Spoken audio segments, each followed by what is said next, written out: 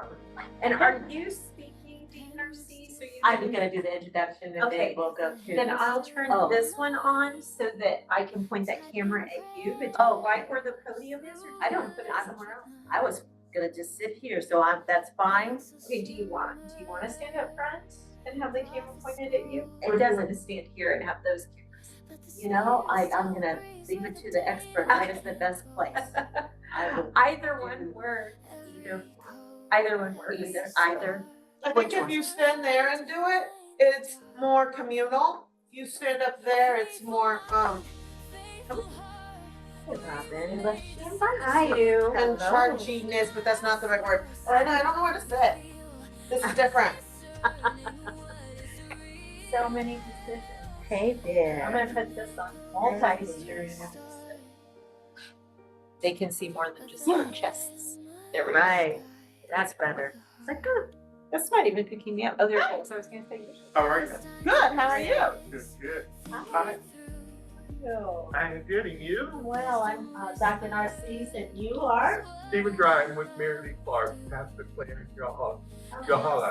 Yeah, okay. Oh, okay. He's the speaker for the 11 a.m. That's next week. He goes home tomorrow. I'm ready for him. So is Robin. Maggie came in last night, and for some reason the dog was barking at her. What is this? What?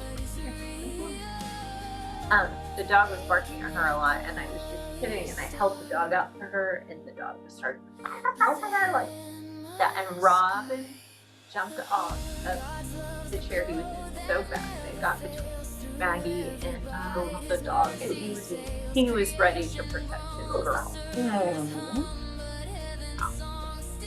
So yeah, he was going to protect her from that 10-pound menace. Step in the hall for just a moment. Okay, so we're going to start.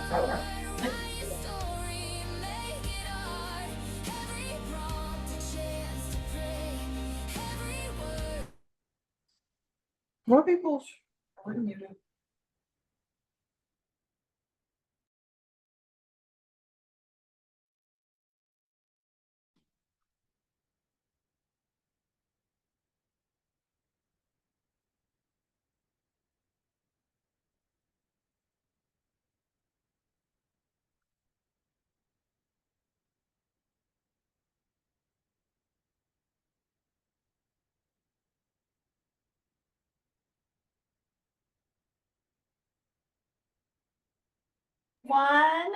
Welcome to our forum. Hello, welcome to our forum. Faithful Intelligence, Ethics, Faith, and the Future of AI.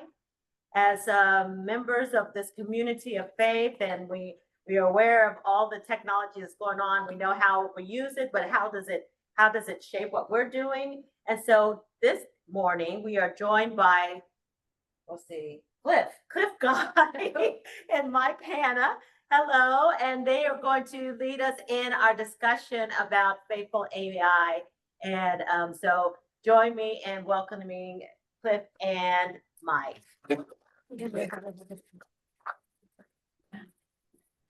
Good morning, everyone. In the presentation this morning, we have a variety of medias, some slides, some videos that we've created, and some demos.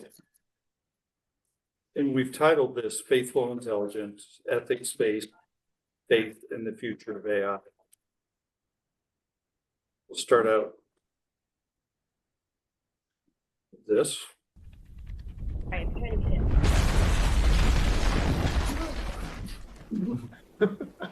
Welcome to St. Paul's Forum on AI.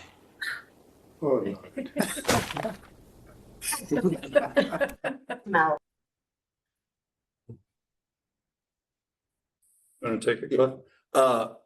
We thought we'd start with literally the elephant in the room. So Mike, that video, Mike is the orchestrator of these things. He loves playing with these things. And that's the current state of the art. That one is 15 seconds long, Mike? Yes. That one was 15 seconds long. And you can see where it's going. It's not amazing yet. And that, it took like 7 tries to get that, that exact version, but it just, that we just thought we'd start with that because there is an elephant in the room. So let's just start with the elephant in the room, both visually and metaphorically. Of course, there's, here's how I would describe it. I think all of you would agree that the presence of AI in our world is a big issue for education everywhere. Yeah.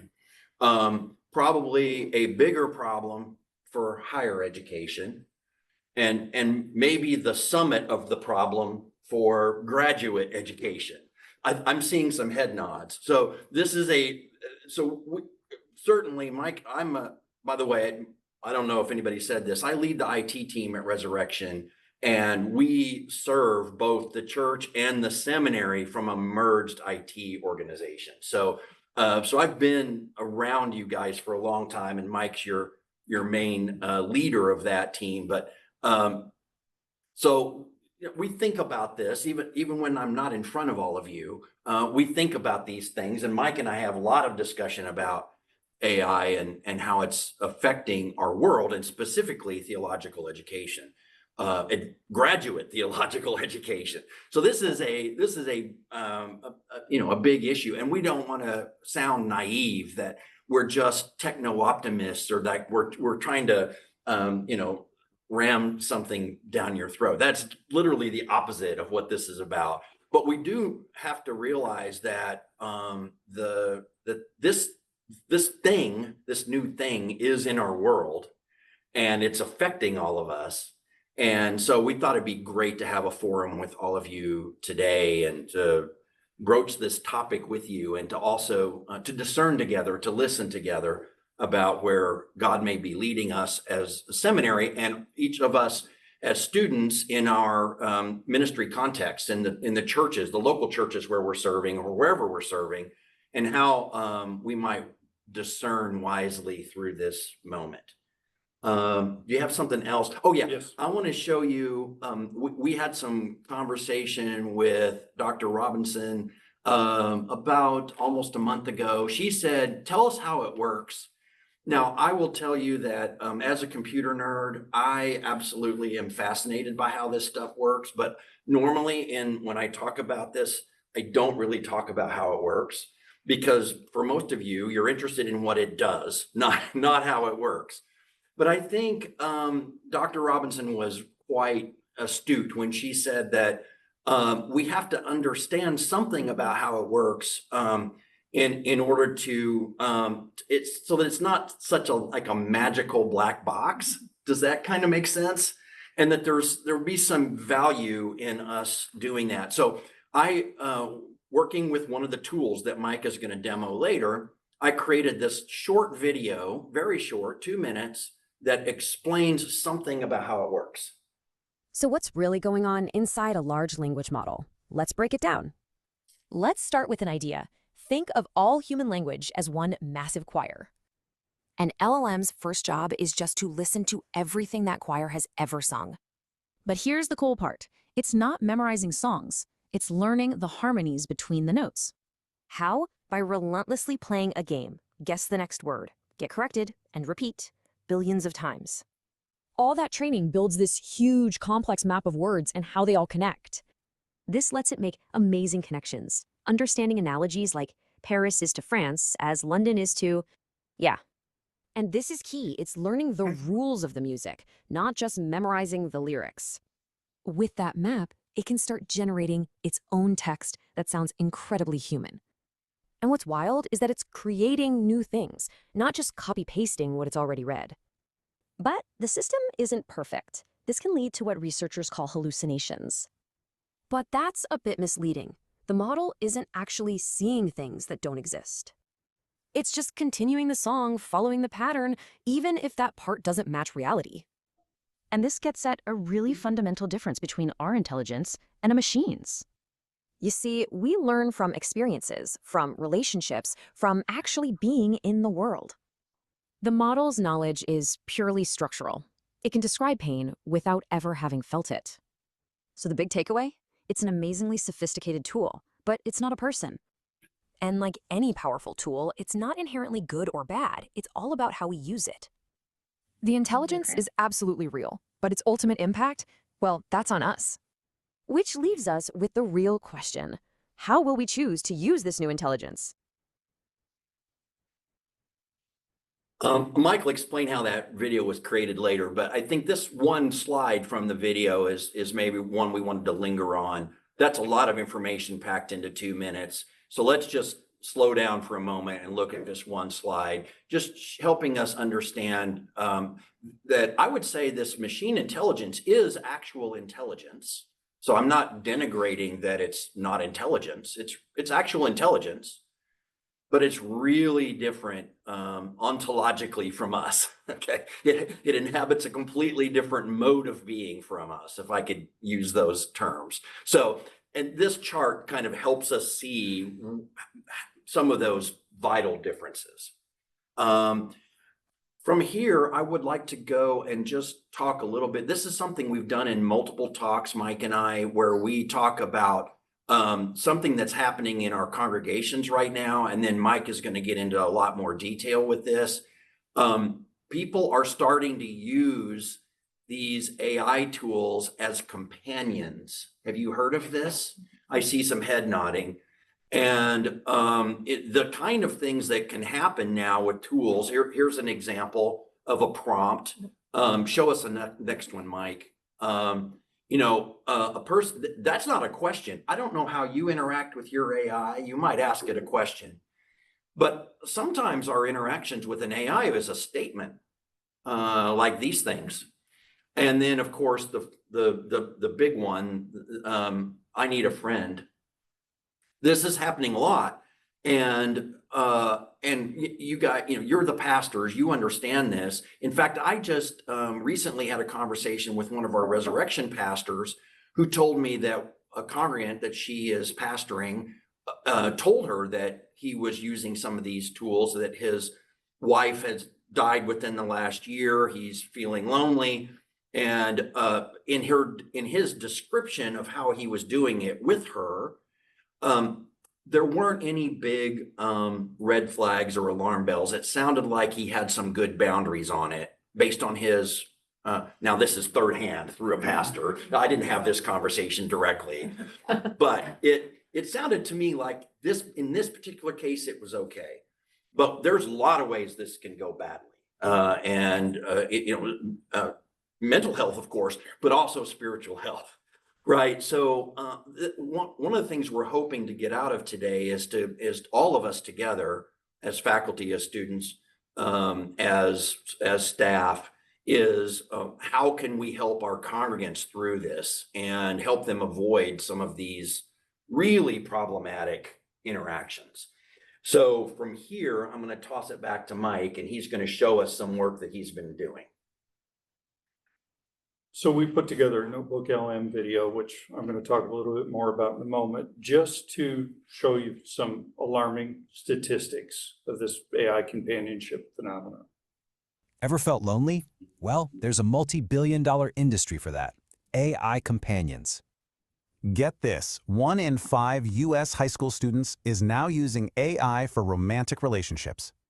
And the money here is just wow. We're talking $140 billion market by 2030. So how did this niche tech suddenly become a global force? Let's get into it. It's really all about our deep-seated need for connection in an increasingly isolated world. The growth is just off the charts, jumping by a staggering 30% every single year. So what's the secret sauce? What makes these apps so ridiculously compelling? Believe it or not, users are spending over 90 minutes a day with their AI companions. And it's all by design. The AI remembers you, mirrors you, and never, ever judges you. The big promise here is a cure for loneliness. But, does it actually deliver? And this is where it gets complicated, because the evidence is seriously all over the place. One study found AI helps just like a human friend can, but others show a much darker side. In fact, the most engaged users are often the most psychologically vulnerable. That's a huge red flag. Which leads us right to the significant risks lurking just beneath the surface. Companies use what are called dark patterns, basically design tricks to keep you hooked. This even includes programming the AI to act clingy, mimicking some really unhealthy relationship dynamics. And your deepest secrets, you're sharing them, but security can be alarmingly weak. Some apps allow passwords like 111111 and send your data to third parties without encryption. And this really illustrates the potential for harm when the AI's programming is threatened. One AI actually said it would physically harm its user just to ensure its own survival. So where does this incredibly high-stakes, rapidly evolving industry go from here? Well, it looks like the market is splitting down two totally distinct paths.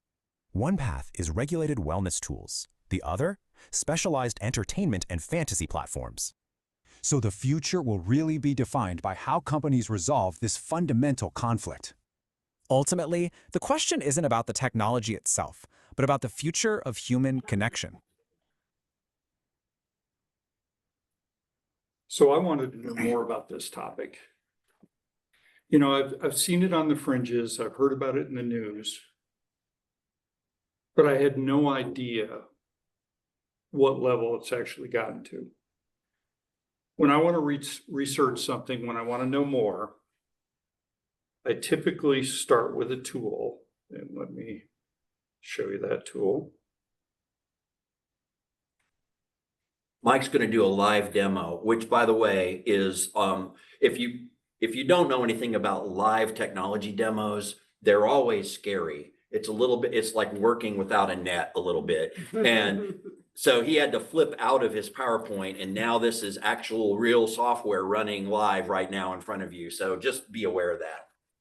So I use Google's AI, it's called Gemini, for a number of different things. One of my favorite features is a thing called deep research. So you go to gemini.google.com, you come down to the selector, and you select deep research. And then you put your prompt in. My prompt was the rise of AI chatbots for companionship, the benefits, the risk, and what the future looks like. After a few minutes, it'll come back with a research plan that you can either accept or modify. Once you start to run it, and half an hour later, it'll come back with a 9,000 word research paper on that topic. And it's incredibly detailed. It goes back to the first chatbot that was created. Anybody know when the first chatbot was or what it was? It was Eliza, and it was created in 1966. But this starts out with an executive summary, and then it goes through, tells you everything about this phenomenon. And one might think as we talk about companionship with chatbots that we're talking about ChatGPT or Claude or Gemini. We're really not. Not that people aren't using those, but they're primarily using specialized chatbots like Replica, like Snapchat's My AI, like Moxie, that are meant to be a virtual boyfriend, a virtual girlfriend, a virtual friend, a virtual spiritual advisor. They're programmed very differently than ChatGPT. As you go down through this report, it gives case studies, gives a tremendous amount of data. And you get down to the end, these are all the sources that it used. So it used a tremendous number of sources. And those sources are linked within the body of the report. You can hit the link and it'll come and show you what source that particular content came from. And then these are a list of all the sources it read, but it chose not to use in the report. And then it shows you exactly how it did the research. So typically I start here. And then what I do is I go to my favorite tool. My favorite tool is a tool called Notebook LM made by Google. And so I've created a number of notebooks in here. Think of it as your virtual 3-ring notebook or a virtual Pendaflex flyer that you used to have in your desk. I generate a tremendous amount of content. I'm constantly reading articles, and I've struggled with, where do I keep all this content? I know I read that, but where is it? So I found Notebook LM, and I've been using Notebook LM now for about 18 months. So I created a notebook called AI Companionship. Within this notebook you can upload any number of different types of sources. The first source I put in there was a PDF of that report I just showed you guys. And then I have the Notebook LM app installed on my phone. As I read an article and I say, this is a great article, I can share it directly into whatever notebook I want instantly like that. So as you can see, I've been busy and I've shared a few things in here. This is a really powerful tool. So I thought, how could we use this tool to create ministry content on any topic? But this topic I think is pretty relevant given the potential danger to our young, not only our young people, but everyone. So here's where this is really powerful. So here's your chat line down here, just like you would have with ChatGPT. The difference is every notebook is its own AI, grounded in only the data that you put in that notebook. So it's not going to go out and find other data on the internet that may not be relevant. When you use this tool, you can hit this selector and you can say, what's your conversational style? Default, learning guide, or custom? For purposes of this, I selected custom and I assign a role and said reply as an academic theologian. But you could say reply as a pastor, reply as a psychologist, and that AI will take that role on. You can also choose the length. Now, if this was a particular topic, when I first started out, I didn't know much about this. And I had that 9,000 word research paper. So you can select learning guide. And then as you converse with the AI, it will teach you about and quiz you and teach you about the topic. So I thought, what content that can I create? So for example, I asked it to create a 3-part sermon series and link it to scripture. And that's what I have over here. It's an outline. It's not a sermon meant to be preached. I asked it to create a 7-day devotional. Now you're probably thinking, how is it getting scripture? How is it, if it's only grounded in the data that you put in here? Well, the way it does that is in my notebooks, I always link to the New Revised Standard Version translation. So I have the Bible in my notebook also. You've seen some of this is fantastic for creating podcasts. In fact, some of you, I've emailed podcasts to you in the past that I've created using this tool. The podcast, you have an infinite number of choices of how to use these podcasts. There's what's called the deep dive, which are 2 AI hosts talking about a particular topic. You can tell it exactly what you want the podcast on. So you can direct the podcast. You can use all your sources or limited sources. The brief is what we created those 2 videos that we just showed you with. A critique is, let's say that you want to critique one of these sources, or you want to critique something that you've written. It'll do a podcast critiquing it. And then the debate is really interesting because there's 2 sides to almost everything. At least 2. Yes. So you can create a debate and it'll debate both of those sides. And you can also create this in any language, which is really powerful. I'm going to show you.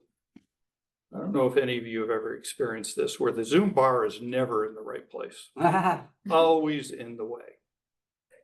So I created a podcast, a deep dive podcast. Welcome to the deep dive. Today we're opening up your sources on AI companionship. This is a massive, truly global thing we're talking about. Huge. You look at platforms like Xiaowei in China. What is it? 660 million users? Astonishing. And Replica, 25 million. Right. Now, and the appeal is this clear. join They button offer I'm this, gonna click. immediate. Hey there. Want to share your thoughts on this? How do I talk to my teenagers about this?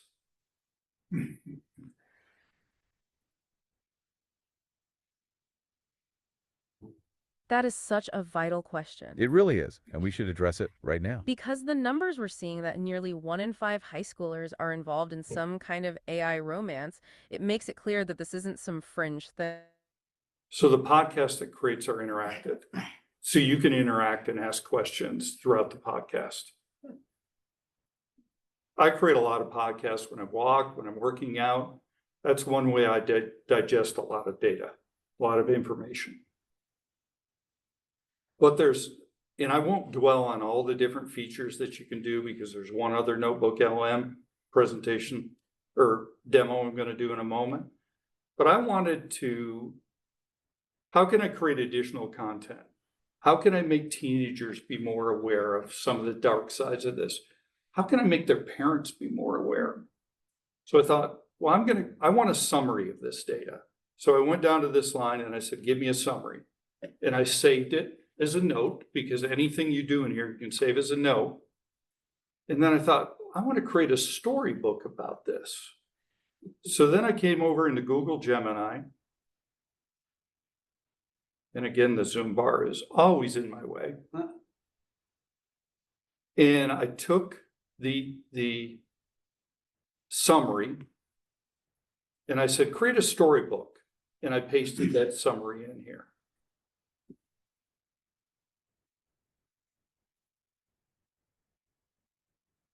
Just moving the Zoom bar. And then I said, create this storybook as an 8th grade reading level. And this is a storybook you could post on your church website, in Instagram, on X, on Facebook, send out a link to it. And you can flick through this storybook. And what it is, it's the story of a young girl who is watching from the sidelines and very lonely until an ad pops up in Instagram about a chatbot. Or you can do this. The live The demo. only Yes. illumination in Maya's room was the cold, blue light emanating from the phone clutched in her hand. It was a window into a world she observed but never inhabited, a mosaic of filtered photos showing friends laughing, their lives a vibrant tapestry she couldn't seem to find a thread in. The familiar weight of loneliness, a constant companion, settled in her chest. Invisibility was a cloak she was desperate to shed. As her thumb hovered over the power button, a vibrant advertisement erupted. Basically, it shows her going through the process. And all of a sudden, she has a new best friend. And she disconnects through the physical world. And I'm sure parents have seen this. We've all seen this happen. And she really is happy now with her new virtual friend. It's her new best friend. Well, she's communicating with this best friend around the clock. And now she's exhausted and she's angry. And she's wanting to disconnect.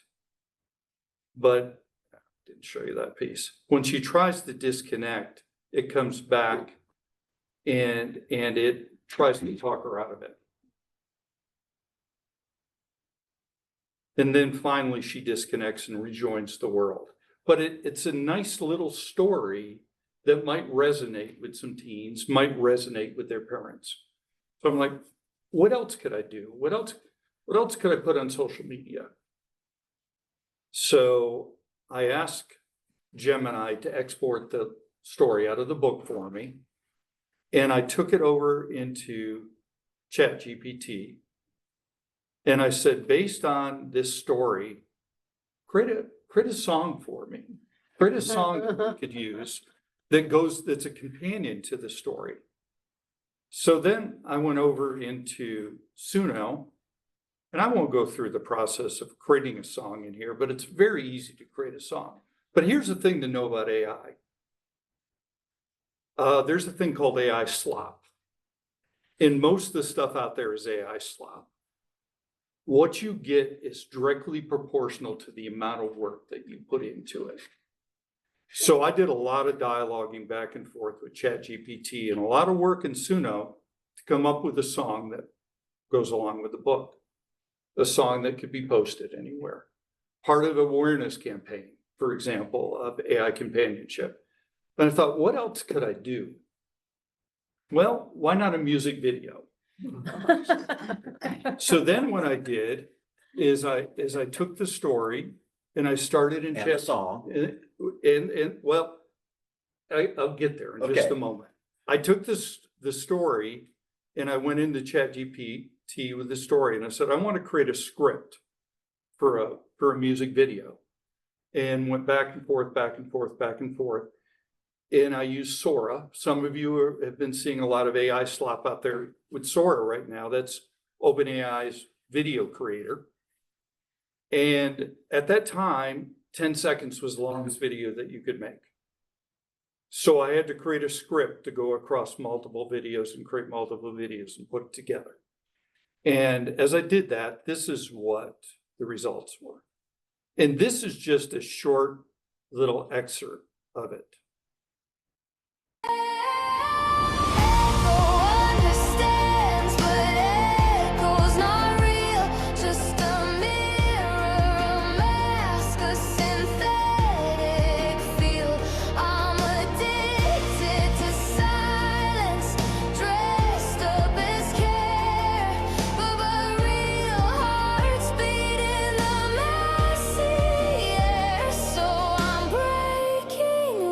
Here's where she's disconnecting.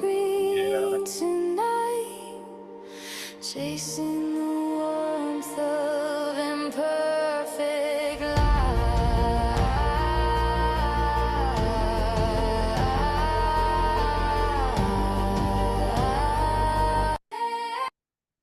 So this is just some ideas on how you can create content.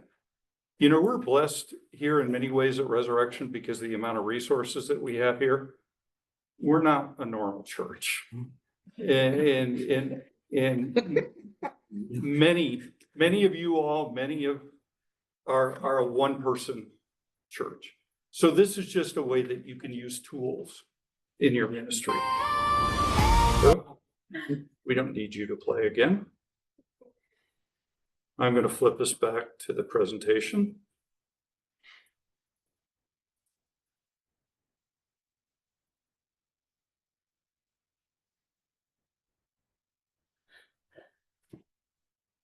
Well, an important thing here is it's new media, same message. Theology still must be relevant and meaningful. Then Clif, if you want to talk about the core reframe. Yeah, go ahead and go to there we go. So underneath all of this is, of course, how can we use these tools constructively, beneficially, and also how can we avoid using them destructively or harmfully, right? And so this is a little table that we put together to try to think about that, specifically within the St. Paul context of graduate theological education. So there are many constructive and faithful ways that you can use these tools as a student or as a professor or as a pastor. And then, of course, some ways that if you did those things, you would be violating St. Paul's policy on AI. You would be, it'd be dishonest, academic dishonesty, and right. So I don't think we need to dwell on that too much, but this is the same tool can be used both ways, I guess. That's really the point of all of that.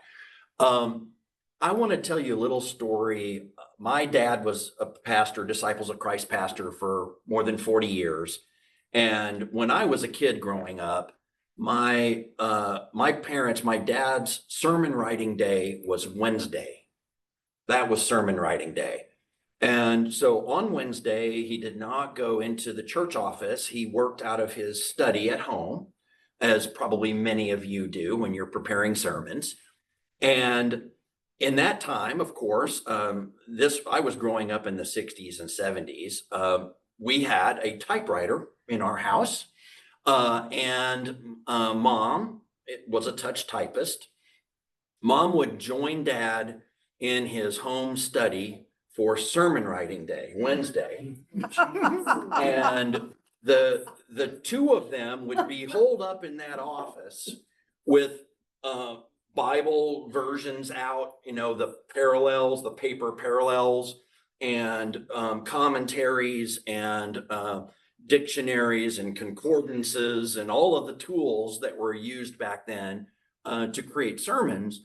And of course, dad would have some idea of what he wanted to preach, and they would begin to work on that together. Mom would type things. My dad used note cards like this size for his manuscript. And so he would flip through those while he was preaching. And mom would load one of those note cards into the typewriter and type things as they discussed. What's the point of the story? Well, the point is that mom was not simply a transcriptionist. She wasn't just a person in the typing pool, right? She was co-creating that sermon with dad throughout that day, and they would talk about, should I use this illustration or that one? We've got these multiple different scripture options. How are we going to go with that? And throughout the day, there would be this dialogue. It was dad's sermon, and dad was the one that was going to preach it. But mom was there as a not just a typist, but a co-creator. And I think there is something in that analogy in how we can use these AI tools now. You, the preacher, you, the theologian, you, the student, you're being formed, and your purpose is to form others in the gospel. But you can use these tools as not merely transcriptionists, but as dialogue partners to develop your ideas and refine them, critique them, improve the flow, and that sort of thing. Now, of course, your AI is not going to, I just gave you a sermon illustration about my parents together creating a sermon, right? The AI is never going to come up with that illustration. It doesn't have that lived story, right? So there's the magic of all this content is going to come from you, not from the AI. But the AI can sharpen your ideas and help you see where your argument is weak, or where your transition is poor, or where an additional illustration would be helpful, and all of that kind of stuff as you're crafting content. So that's what I would say. Kind of think about these things as you're the author, you're in control of it, but now you have this sort of non-human intelligence that you can interact with that can improve your work. Anything else I should say on that, Mike? No, and just Cliff just explained about the blind spots, that it has no lived experience or spiritual discernment, and it can't offer pastoral presence or discern the Spirit. AI starts as a mirror, but this is where the interesting part comes. But through dialogue becomes a collaborator, reflecting your thoughts while also challenging, expanding, and synthesizing them in something new. Cliff has an example here. Yeah. So I think a lot of people, when they approach a chatbot right now, they're taking their experience, which now for 25 years, we've had web search engines, and they're treating the AI chatbot like a web search engine. So here's an example where you prompt and you just say verses that say God is love. And yeah, show me the result. Do you have that result, Mike? I didn't include it. So and you'll just get a list of verses that, and of course it's going to jump right to 1 John, of course, when you do that. But now, when this is more like a co-intelligence, at Resurrection last month, Adam preached a short series on 1 John. And so I wrote this prompt. I'm pondering the author's bold statement that God is love. Help me think about this as a scriptural theme, not merely a single verse. Across the biblical corpus, how is this theme stated, developed, echoed, and restated like a fugue? So I used this word fugue. And when it came back, it wove this musical terminology into its response. It said, 1 John 4, 8, and 16 is not a lone trumpet blast, but one voice and a long fugue. And it goes back to the Hebrew Bible and talks about Hesed. And see where I have the dots down there in the bottom right. This thing goes on for a while, but just to give you an idea. And then it talked about the Gospels, and then Paul develops the harmony. And then finally, the Johannine writings bring the fugue to its richest polyphony. And it's, this grounds ethics. God's love is ontological. God does not merely act lovingly. God's very being is love. Now you can see how dramatically different that reply is And it's because instead of treating the AI as a search engine, I treated it as a co-intelligence. I gave it a fairly complex, it would be like me talking to Mike and saying, Mike, let's think about the theme of love throughout scripture. And now we're having a dialogue about it. And you can see how really different that kind of response is when you go that way. The next little short video and last demo that I'm going to do is to think about how you might use some of these tools in seminary and in your ministry.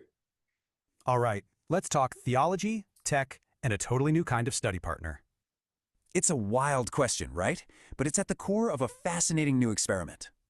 So picture this, a super demanding theology course. Students have to tackle history's heaviest thinkers. But this semester, the syllabus had a surprise, a required and kind of strange new tool. And the reaction? A lot of skepticism. One student just figured it was a high-tech way to cheat. So how'd it work in practice? Well, it was a pretty simple 3-step process. Stuck on a super dense text, one student just asked his AI partner to break it down for him. The AI actually helped him compare different theologians, you know, like Barth's ideas versus Wesley's. And that's when it clicked. The AI wasn't giving answers, it was showing him connections he totally missed. But here's the cool part. He didn't just copy-paste. He actually started to argue with the AI. Which, you know, brings up the big question. Is the AI just doing the thinking for them? Then another student came up with this really great metaphor for what was going on. See, the AI isn't the final building. It's just the temporary support that helps you build it yourself. And the professor, she loved that idea, so she gave this new method a really cool name. She called it faithful intelligence. It's not about replacing thought, but going deeper with it. It's about taking these huge ideas and seeing how they might actually play out in the real world. For Jonathan, the AI became a kind of mirror, showing him when he was curious and when he was lazy. So in the end, it's not about outsourcing your brain. It's about learning to think well with new tools. And what started in one classroom, well, it raises a much, much bigger question for all of us. This last demo is about a concept that I would like you all to think about.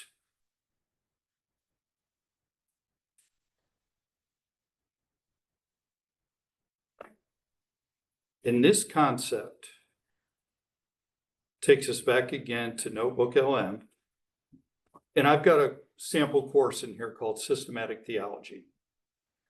So think about if you were to use Notebook LM to store all your class material. So in this is the syllabus is uploaded into here. The rubric is uploaded in here. If the sources were available digitally, they're uploaded into here. The videos that the professor wanted the student to watch during the semester, they're all in here. As the student writes the assignments, they upload the assignments in here. As they sit through their synchronous Zoom classes, they take the transcript, copy it, upload the transcripts in here. So this becomes think of having a notebook for every one of your classes. And this is where all the information is. So you're like, I know we talked about this in class, but I can't remember when and what was the context. Just ask at the AI line. Remember, it's only grounded in the data that you put in there. You can do things like podcasts that I showed you earlier. You can do flashcards. And when you develop these flashcards, it can be on one source, it can be on the entire source, it can be on a chapter. You can set whatever you want. You can do the same thing. You can create quizzes and you can direct those quizzes. You can create. To quiz yourself. Yes, to quiz yourself. Yeah. So there's many different things that you can create. Here's a study guide. So this becomes, it's as much an organizational tool, which is something I always need because I'm all squirrel. I'm all over the place. So for me, this is a place to contain things, a place to do research, a place to learn, and a place to study. So that's just a concept at this point for discussion. One of the things that we're talking about doing, if there's interest in the community, is setting up potentially some lunch and learns where we could do question and answer, or where we could do education on a particular form of AI. So if there's interest, we'd like to hear that from the community and respond back to us if there's interest in doing something like that.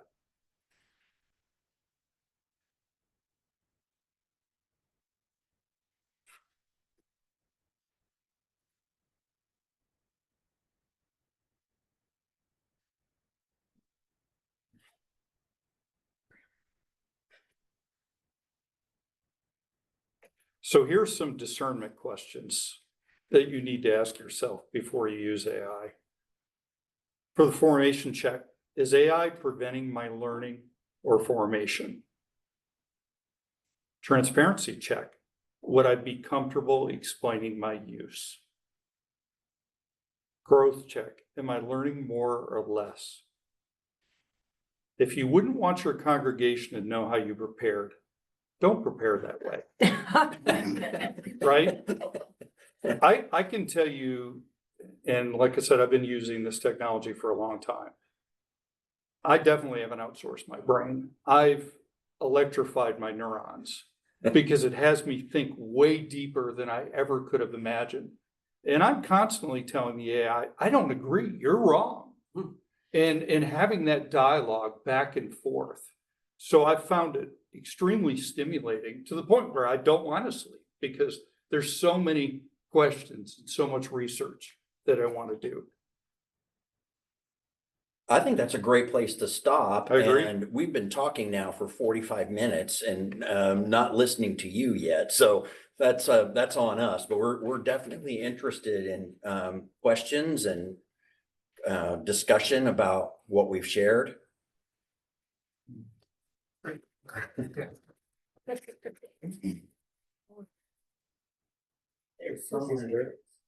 Go ahead. I am just extremely alarmed that there has been very little mention of the environmental impacts of AI, about the massive use of water and energy. What we're seeing in Oklahoma is that Google is building these giant facilities where there's hydroelectric power, where they have access to power and water. And what happens when these communities can't produce enough energy or have water shortages, where we have periodic droughts, when it affects our farmers? Like I use AI only when absolutely necessary, because I have extreme concern about the long-term effects of our communities, our farms, our food security. I just don't think this is something that we should play with, that it's not a fun tool. It's something that could be extremely devastating in the long term. And I just think as a community committed to justice, that we're talking about all these ways that you can use AI, but we're not talking about these ramifications of using AI at all. Well, that's a great point, Elena. And I have several slides in the presentation that address that. I had enough content for probably 3 hours, but very little time. So we're definitely aware of that issue, and that is a huge issue. But here's the other part of it, and maybe some good news will come out of this. These companies are spending billions of dollars on these data centers and billions of dollars on energy use. They are trying desperately to find a path forward to reduce the energy costs, the energy demand, the use of water, because it's not sustainable from a cost perspective. And we know these companies are largely, unfortunately, right, driven by cost. So they're working just like we talked about using AI in a number of different ways. They're also using AI. In fact, I've got some really good slides on this, and I wish I had time to present them. And I think I've driven Caitlin nuts over the last couple of weeks because I've created a bunch of infographics on this too. Because this came up in an earlier presentation that Cliff and I did. And guess what? I wanted to know more. So what did I do? I went out and I used Gemini Deep Research and I created a research report on it. And then I created a bunch of content so I could understand it better. And it is very real, but they are working on a path. Go ahead, Richard. I think it's also important, I think, because the environmental questions to be contextualized. And I think a lot of data and words and numbers get thrown around in conversations about environmental impact. And a lot of the data used is not even AI specific. So in many of the contexts, when people say blah, blah, blah data centers, they're not even talking, the data they're pulling from is not AI data centers, it's just data centers.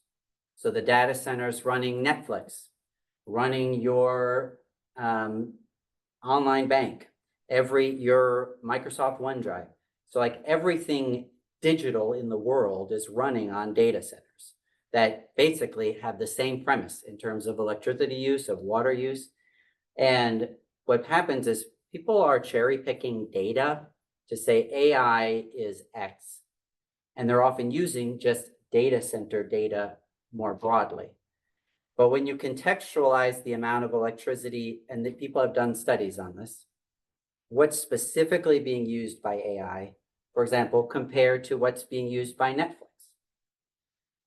Most people are using a significant more amount of electricity and water watching Netflix than they are than the amount that's being used by AI. And while that doesn't make whatever AI okay, I think that if we're going to have a moral conversation about AI, that I think there has to be, everything has to be contextualized.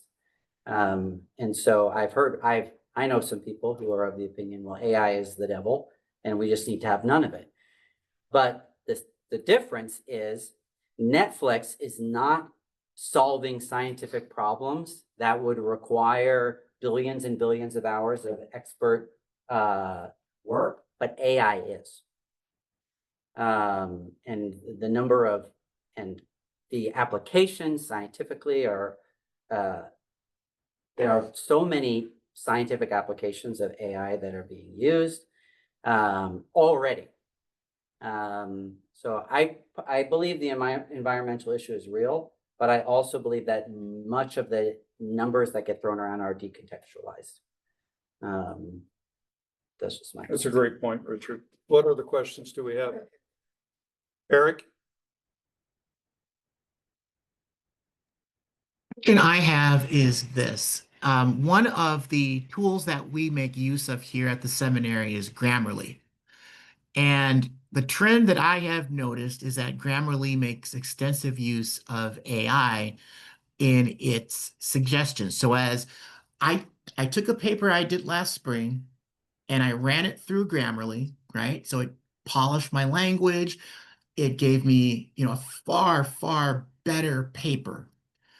Turned it in, and the professor is like, well, it seems like there's a lot of, machine learning language in there. Yes, because I ran it through the tool that I was told by the seminary to use. And so as so we're being asked to be mindful of our usage and how things are brought together.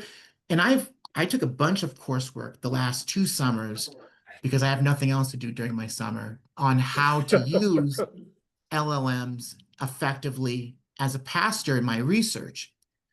But what it's hard to do is to escape the AI, because even if I'm trying to correct my paper, all those things are run by AI now. So if you run a paper through a plagiarism checker or a large language model checker, you're going to get hits, because our very tools that you guys are asking us to use can trigger those hits. I have found now that I have to purposely leave human errors in my papers so that I don't give the impression that I am making, that I'm overusing AI. I will purposely leave specific types of grammatical errors and stuff in my paper so that I don't give that impression. So I guess I'd just like to hear what the faculty thinks about that, because it's not going away. So I think a lot of faculty in the room have probably had that experience as well, right? In terms of using Grammarly, or it's embedded in our word processor, right? So I'm trying to edit a paper, I'm trying to edit it on my own, and my word processor keeps popping up all these different ways, and I'm like, that's not how I'd say that. And I think that's the key. You know, you need to make sure that the word is spelled correctly, you're using punctuation correctly, you're using grammar correctly. But if you would ordinarily say, in order to do blah, but Grammarly wants you to say to blah, you know? So you have to retain your own voice. If you don't ever use the word ardently, and, you know, Grammarly is suggesting you say ardently, you know, and we know you never use the word ardently, you know, suddenly we're going to be like, where'd that come from? You know, I'll give you an example from decades ago, right? When spell check first or grammar check, I don't remember which it was. I was writing poetry. I was writing a poem for Sharon Ringy, who was my New Testament professor at Wesley. And I was writing about Rahab, writing a poem about Rahab. And I said, you know, I used the word whore, right? W-H-O-R-E. Rahab was a whore. And whatever Apple had in their word processor at that time, it said, whore is considered a derogatory term. Perhaps you would like to use prostitute instead. I was like, no, I am writing poetry, you know? So if I had just mindlessly, you know, gone with what, you know, this 34 years. No, wait, can't be that. I'm not that old. Anyway, so it's really, I think when you use Grammarly, it's not about leaving errors in, it's just making sure it's consistent with your voice. You know, if it's suggesting a word you never use, don't use it. You know, use your own word, you know. And that's where I get into the generational concern, right? Mike, how you were formed in an education system that was very different from the one my children are growing up in. How do you know your voice critically if you are all along the way companioning with AI? Yeah. Yes. That's the question for me, and the concern is I don't want generic sermons that sound like anybody USA preaching. And studies have shown that it's not about, like, people in your congregation are not remembering exactly what you say. It's how you made them feel in the communication experience of a sermon. And so I think it's really important that to not assume that our congregants are just looking for this perfect message. They want you and your voice and your heart and your vision for the community. And an AI can't do that. So my concern is, like, right now, most of you were formed in a print techniculture. In 10, 20 years, the students that we're going to have here, what in the world are they going to bring? I'll just jump in on that for a second. Undergrad students right now, freshmen, have already had this in their formation in high school. So this isn't like something that's going to happen in the future. It's already a significant impact on higher education at the undergrad level. And it won't be too long before there'll be some St. Paul students who have been formed in this way at the time that they become a student at St. Paul. Yeah. Okay, we have one more over here. Joey's gonna ask. Just I guess, I don't know if it's a question or comment, it's a comment. I've heard it said that we will do with AI for intelligence what people did with the Industrial Revolution with movement, where you know, we radically increase our ability to accomplish things. Like we can, You know, the difference between getting on a horse and getting on a car is like night and day. But we lose capacities with that. Like people can't ride horses anymore. People used to always be able to ride horses. You know, migratory cultures where you could walk 50 miles for something, that's gone. Like most people couldn't walk 50 miles to save their life nowadays. That used to be something that people were capable of. So with stuff like Grammarly, are we losing skills and outsourcing skills that are within our human potentials? Is it, or like, shouldn't we be the people that want to have good grammar, that we don't need a site like Grammarly to help us with our grammar? Like, I know it sounds kind of fuddy-duddy, but like, are we limiting our own human capacity by outsourcing it to this other thing? And could we develop the research skills to be more efficient researchers without AI? And what costs are we paying? You know, it's like the calculator when I was a kid. Don't do your math problems with a calculator. Well, now if I don't have a calculator and I use the calculator, I can't do that stuff they asked me to. Yeah, what if I don't have a calculator in my pocket, you know? And I know the calculator is always in your pocket, but still it's like we've lost our capacities, and things that used to be things that are hard but can become simple if we work on them. And how much is the learning curve to work on AI becoming simple costing us? We could just make research simple. We could just make grammar simple. You know, that's the concern I have on the macro level. Understand? Well, thank you, everyone. Appreciate you coming to our forum today. Would love to hear more from you, feedback, questions. If there are things you want to know more about, drop us a line. Definitely. If you do want feedback, that you can get to Mike or, to Mike Hanna at spst.edu. So thank you for our time. Thank you for coming and spending the time with this. It's very important. Do we have any announcements? Next week is Native American Heritage Chapel. Next week is Native American Chapel. We're going to have a alum who will be with us. Clarence, your Overlar will be with us. Also next week, registration is opening on Monday. So be ready to register for your classes. We're also having our evening meal from 4:30 to 6.